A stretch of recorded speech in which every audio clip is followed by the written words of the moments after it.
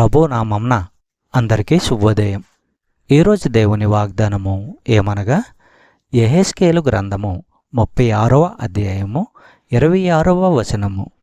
నూతన హృదయము మీకిచ్చేదను, నూతన స్వభావము మీకు కలుగజేసేదను.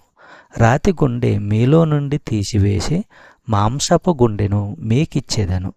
సహోదరులారా, ప్రజలు చెయ్యని దాన్ని దేవుడు చేస్తాడు.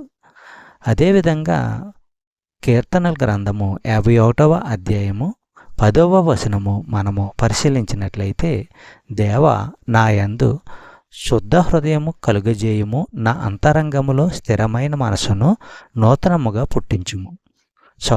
సహోదరులారా, ఈ వాక్యమును నిశితంగా పరిశీలించినట్లయితే దావీదు పట్టించుకునేది తన అంతరంగ స్థితి గురించే గాని ఇతరులకు తాను ఎలా కనిపిస్తాడో దాని గురించి కాదన్న విషయము చూడండి.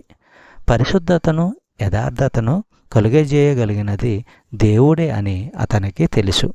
శుద్ధ హృదయము అంటే కల్తీ లేని ఉద్దేశాలు గల యథార్థ హృదయము, పవిత్రమైన కోరికలతో నిండిన హృదయము, పాపానికి ఎదురు తిరిగే హృదయము, దేవుని పవిత్రాత్మ అదుపులో ఉండే హృదయము అన్నమాట. చెప్పబడిన వాగ్దానము దేవుడు దీవించి ఆశీర్వదించును గాక. ఆమేన్.